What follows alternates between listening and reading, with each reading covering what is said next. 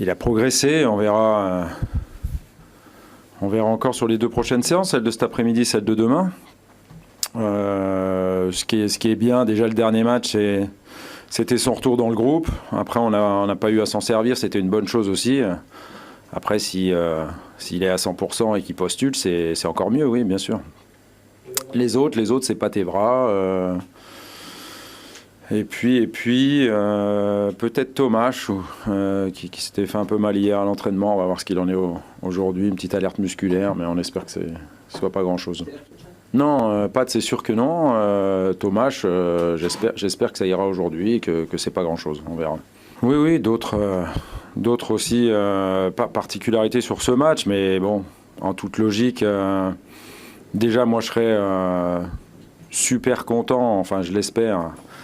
Ça dépendra quand même du résultat à la fin du match, mais au-delà du résultat, je serais très très content de retrouver le grand stade et de retrouver surtout le peuple lillois. J'ai quand même passé 11 ans de ma carrière, que ce soit de joueur et d'entraîneur, donc ma carrière sportive là-bas, c'est quand même une grande tranche de vie. J'ai connu des moments fantastiques, donc ça s'oublie pas.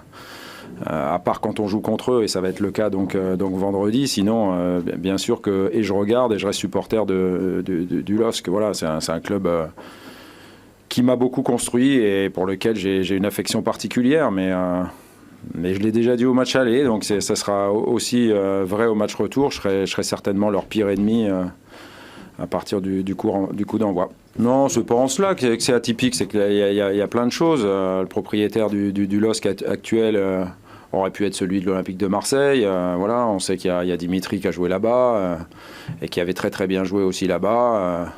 Il y a le retour de Flo, enfin Thauvin, bon, il y a plein de choses. Voilà, je fais votre boulot, mais il n'y a pas que les coachs qui ont un contexte particulier. Mais encore une fois, très honnêtement, ce qui compte, c'est que le match se déroule dans les meilleures conditions possibles, que le meilleur gagne, et voilà.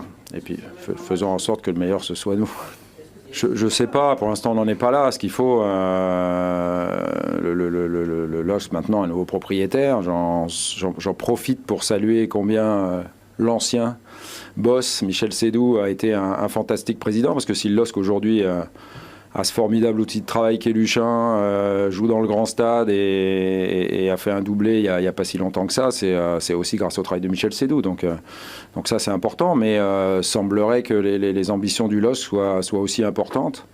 Et comme je vous l'ai déjà dit, plus on sera nombreux à faire en sorte de jouer le haut du tableau et de courir après le PSG, parce que normalement, économiquement, ça devrait être ça.